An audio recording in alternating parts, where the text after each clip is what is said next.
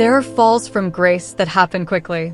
A single moment, a single decision, a single headline that changes everything overnight. And then there are falls that happen slowly, year by year, revelation by revelation, until the person standing at the bottom can barely recognize the life they once lived at the top. Andrew Mountbatten-Windsor has experienced the second kind. And this week, walking his dogs alone across a field in Norfolk, the fall finally became complete. Who he was. Not long ago, Andrew was Prince Andrew, Duke of York, son of the most beloved monarch in living memory. A man who moved through the world with the full weight of royal privilege behind every step he took. He lived in Royal Lodge, a 30-room mansion on the Windsor Estate, where he hosted glamorous parties with celebrity guests for decades. He had £1 million annual allowance, private security paid by the king, a title that opened every door in every room in every country he ever walked into. He had everything. What happened? Then came Jeffrey Epstein. Not as a name in a headline, as a friendship.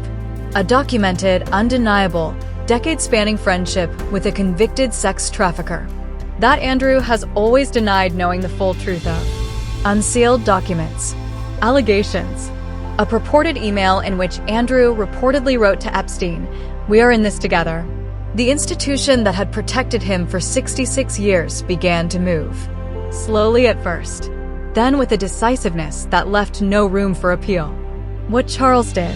King Charles stripped his brother of his remaining royal titles and honors, evicted him from Royal Lodge, cut off his £1 million annual allowance, ended his multi-million-pound private security. In a single series of decisions, the king did what the institution had been building toward for years.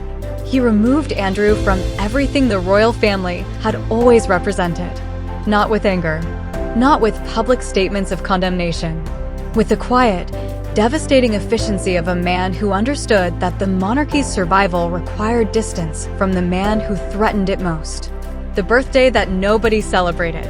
On his 66th birthday, February 19, 2026, police arrived at Wood Farm in Sandringham and arrested Andrew on suspicion of misconduct in a public office.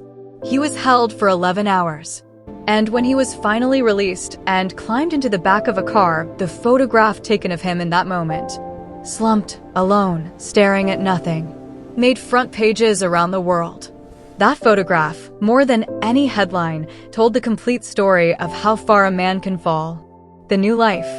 Andrew has now moved into Marsh Farm, a 5-bedroom farmhouse on the Sandringham estate, a property he has reportedly complained is too small. The renovations, the new carpets, the fitted kitchen, the Sky TV and Wi-Fi were all paid for by Charles. Insiders estimate the king could spend millions simply keeping his brother out of sight. Within days of moving in, protesters arrived by car, scaled the fence, and shouted abuse, leaving Andrew in a state of absolute terror and rage. The man who once hosted the most glamorous parties in the most celebrated mansion on the Windsor Estate is now living in a 5-bedroom farmhouse in rural Norfolk, afraid to look out of his own window. What still remains?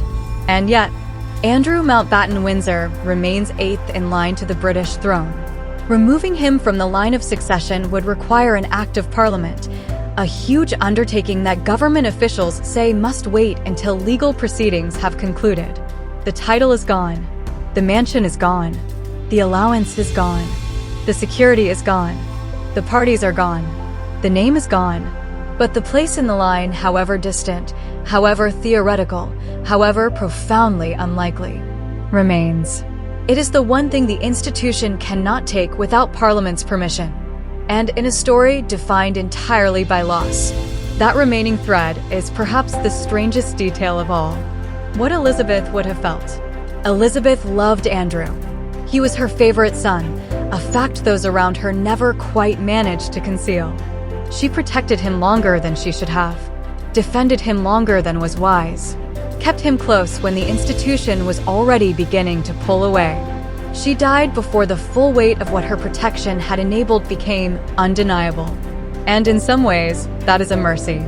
Because the woman who spent 70 years building the reputation of the institution she served would have found what her son became almost impossible to bear. The honest truth. Andrew has always denied wrongdoing. The legal proceedings continue. The investigation is ongoing. The full truth, whatever it is, has not yet been determined by any court. That matters. And it must be said. But the fall itself, the titles, the mansion, the allowance, the arrest, the farmhouse, the protesters at the gate, that is not alleged. That is documented. Real. Complete. A man who had everything reduced to walking his dogs alone across a field in Norfolk, hoping the fence holds. Celebrity Style 247, where royal history becomes human. Do you think King Charles was right to strip Andrew of everything, or did the punishment go too far? Tell us in the comments. And if this moved you, someone in your life needs to see this today.